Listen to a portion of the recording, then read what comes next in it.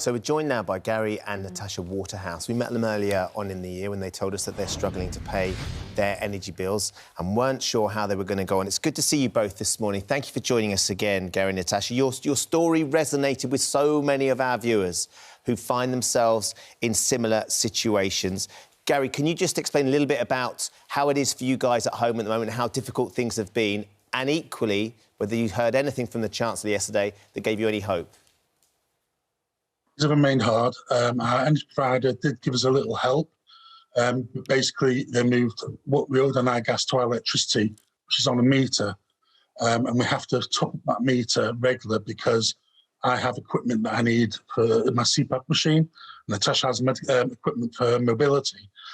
Here and yesterday, we sat here and we just felt isolated, abandoned, insulted.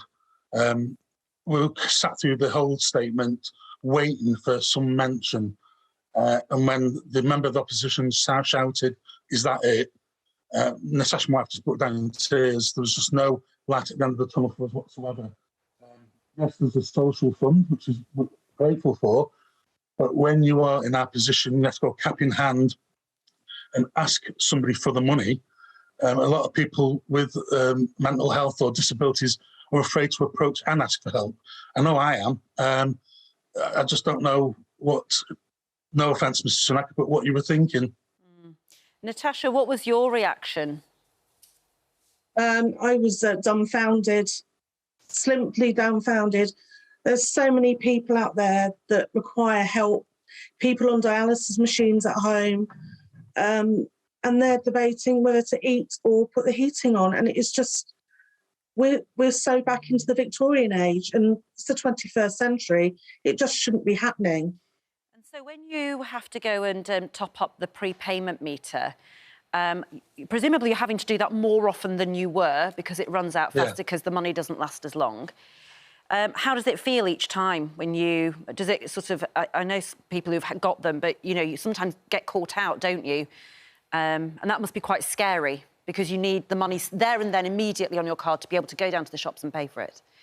Exactly, that's exactly right, yeah. So, as a result, our heating is behind at the moment because that money we'd use for the heating we're having to pay because our electricity is costing us a minimum of £5 a day for electricity to use the things that we need to get on with our lives. So you're defaulting on your gas payments, are you, at the moment, because you just have no choice? Yeah, and water, unfortunately. Natasha, the Chancellor sort of offered something last month and he said we're going to give a tax reduction on council tax, £150, and also there's a £200 sort of fuel loan which is going to be paid back eventually. That £350, have you factored that in? Is that something that you saw and you thought that is a help of some sort, or has that not managed to make any difference at all? No difference whatsoever, fortunately. It'll cover just about 1 month's bill. And do you think that you, Gary, might have to go back to work? I think you were a part-time taxi driver at one point, weren't you? Some of our viewers might say, well, you know, maybe you have to go back to work. You can't be a full-time carer, which is a horrible thing to say, but I think some people might be saying it. They are, and I'm saying it myself. I feel forced to be in this position where I have to, at the detriment of Natasha's care, go out to do what I can only choose to work around her is part-time taxiing. But again, trying to get that up and running, there's been no help with that at all. Small business loans, start-up business loans, because I've got a bad credit rating because of our history of giving up work to care for Natasha, nobody will touch us. Yeah, and of course with the fuel... This motion has been going since November, where I've started the ball rolling because I have to pay for licences, get a vehicle, and I'm seeing the fuel prices. I'm wondering, am I going out of the fire and into the frying pan? Yeah, so Natasha, if you could speak to the Chancellor, what are the things that you would like to say? What are the things that would make a tangible difference to you and Gary's life? I would definitely say that there needs to be an increase in universal credit, even if he was to reinstate the £80 that we had during furlough. That would make some difference going forward. But there was nothing yesterday at all for us. Totally felt left out there on our own. How are we going to cope? You've got grown-up children, haven't you, who still live with you. What is the impact on them? I mean, presumably they can work and they are chipping in, are they? No, they're both at college. We've got one son who's living here, a third son who's 22.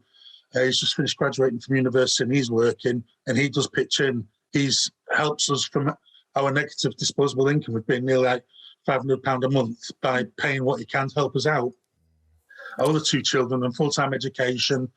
My youngest son works at a local village shop.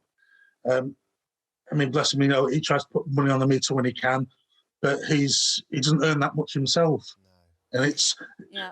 And the bills are and the bills are only going to go up, as we know. Your energy bills are only going to go up in later on this year. Just as a final point, the Chancellor is just waiting in the wings. What toll is this having on your own health, mentally, physically, otherwise? And I know you're not alone in this, but just give us a sense. No, I mean, I've been awake this morning since 4 a.m. and that's getting a regular occurrence.